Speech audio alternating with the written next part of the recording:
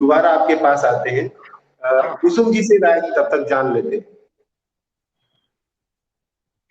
मैं थोड़ा सा मनोरमा जी ने बोला उसके बारे में थोड़ा सा आगे की बात करना चाहती हूँ कि भारत में जो एक विश्व स्वास्थ्य संगठन की एक रिपोर्ट आई थी 18 में, तो उसने कहा था भारत में हर 5 मिनट में एक भारतीय महिला की मृत्यु बच्चा पैदा करते समय होती है।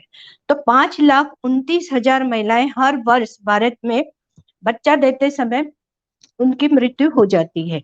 और दूसरी मैं खुद अपनी बात कहूं कि मैं 2 साल महू में रही, Dr. B. R. Ambedkar University of Social science.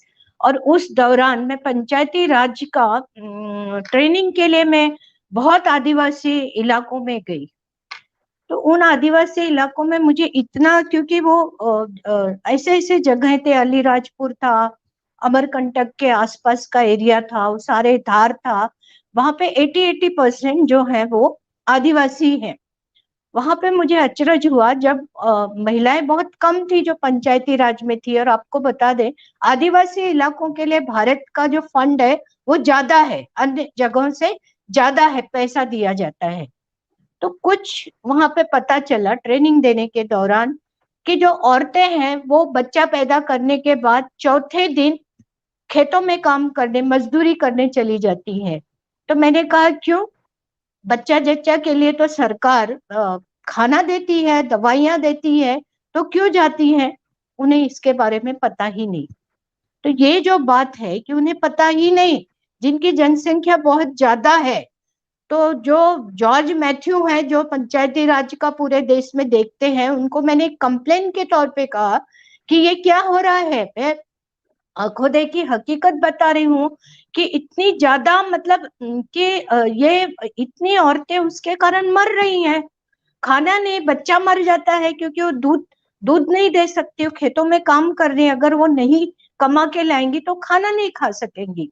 तो इस तरह की जो चीजें हैं कि जो पहुंच ही नहीं पाती, लोगों को पता ही नहीं है।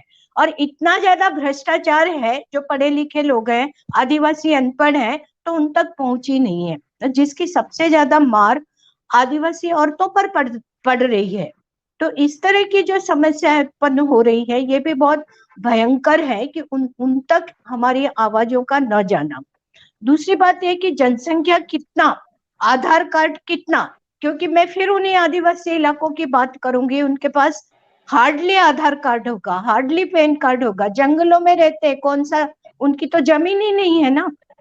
तो जब एड्रेस ही नहीं है, जमीन ही नहीं, तो आधार कार्ड काहे का? और मैंने फिर रिपीट करूंगी कि उनको तो बेच दिया जा रहा है, क्रोनी कैपिटलिज्म के अंतर्गत पूंजीपतियों को बेच दिया जा रहा है और उनको विस्थापन का सामना करना पड़ रहा है। तो ऐसे में इन सबका असर जो है वो औरतों पे ही पड़ रहा है।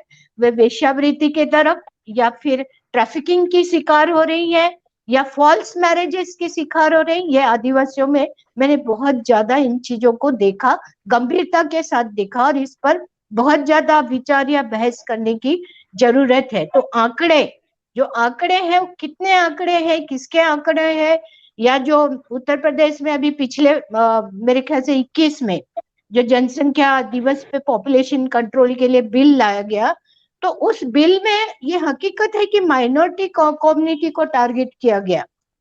क्योंकि उन्होंने बिल्कुल लिखा था कि सरकार जो कह रही है ना, वो सरकार ये नहीं कह रही कि आप बच्चे मत पैदा करो, वो ये कह रही है कि आपकी हैसियत है तो आप बच्चे पैदा कर सकते हो। लेकिन अगर आपके बच्चे जो हैं, अगर आप सरकार की योजनाएं चाहते हैं, जो उनके 70 से ऊपर योजनाएं, तो वो आपको नहीं मिलेगी। तो ये उनका टारगेट या इनडायरेक्ट, ये सभी जानते हैं कि माइनॉरिटी कम्युनिटी को ही टारगेट करना चाहते हैं। तो इस तरह की जो समस्याएं आ रही हैं, यानी इनडायरेक्ट उनका जो है कि ये सभी पर लागू होगा। लेकिन हकीकत में, जो मैं बम्बई महाराष्ट्र में से आती हूँ, मैंने महाराष्ट्र में हम लोग ने बहुत सर्वे किया और पाया कि ये जो कहा जाता है कि माइनॉरिटी कम्युनिटी कई बच्चे, 5-5 बच्चे पैदा करती, बिल्कुल गलत साबित हुआ था। सर्वे के दौरान आया था, ये सारी रिपोर्टें आई हैं। लेकिन टारगेटेड हमेशा औरतें होती हैं। तो इस बात को भी हमें देखना पड़ेगा कि ये जो सर्वेक्षण आ रहे हैं वो कितने आ रहे, कितने हकीकत है, कितनी जगहों का किया गया, कितना नहीं किया गया, क्योंकि कई सर्वेक्षण को इस सरकार ने बिल्कुल बंद कर दिया, हटा दिया है। तो कितने सर्वेक्षण इनके सही है, इस पर भी एक हमें विश्वास करना चाहिए, नहीं, ये बात भी महत्वपूर्ण है। प्रताप जी से थोड़ा जानना चाहूंगा कि ये जो पॉपुलेशन का जो डिफरेंशिएशन है, जो उनकी क्वालिटी के हिसाब से है, जब इकोनॉमिक प्लानिंग होती है, जैसे मान लीजिए मोनेटाइजेशन हुआ, उसके दौरान डिमोनेटाइजेशन के दौरान ये सामने आई कि जब आप फॉर्मलाइजेशन ऑफ इकोनॉमी कर रहे थे, तो समाज का वो तबका, खास करके गरीब महिलाएं जो नॉन फॉर्मल वे में अपनी चीजों को रख रही थी, उनके हाथ से जो है वो एक्सेस उनके अपने रिसोर्सेज के जा रहे थे, उनके जो नॉन फॉर्मल क्रेडिट चैनल्स थे वो बेकार हो रहे थे, उनको बहुत सारी परेशानी हो रही थी।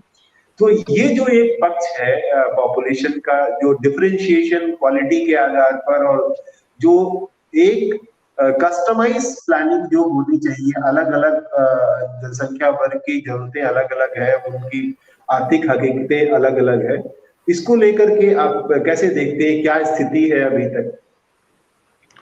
ये आप देखिए कि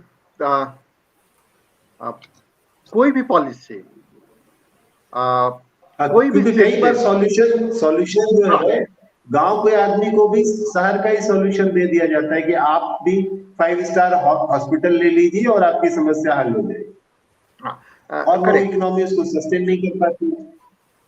हाँ, देखिए बात ऐसा है, एनी चेंज यू मेक, कोई भी बदलाव आप लाते हैं, तो जो वल्नरेबल ग्रुप है, जो मार्जिनलाइज ग्रुप है, वो उनको उसका फायदा नहीं मिलता है, और पहला जो सफरिंग, एडिशनल सफरिंग उन पे ज्यादा होती है। जो भी चेंजेस आप लाते हैं, तो मोनेटाइजेशन डिमोनेटाइजेशन का जो बात है, उससे ये एस्टैब्लिश्ड है कि ये उनको ज्यादा सफरिंग हुआ। इवन इस पैंडेमिक में किसका सफरिंग ज्यादा हुआ? उसी लोगों का ज्यादा सफरिंग हुआ। कुछ विजुअल्स भी आए थे, और बाकी भी जो मीडिया है, पब्लिश मीडिया है, जो प्रिंट मीडिया है, उसमें भी ये पिक्चर्स, नैरेटिव्स आए हैं, और इतने नैरेटिव्स है कि उसको आप झूठ नहीं कह सकते, इतने नैरेटिव्स की संख्या है। सो एनी चेंजेस, ये नेचुरल हो या ये पॉलिटिकल मेड हो, नेचुरल हैजार्ड हो जैसे कि पैंडेमिक्स हो, या जो पॉलिसी चेंजेस हो जो पॉलिटिकल मेड हो, दोनों केस में जो वल्नरेबल ग्रुप है वो सफर करेगा।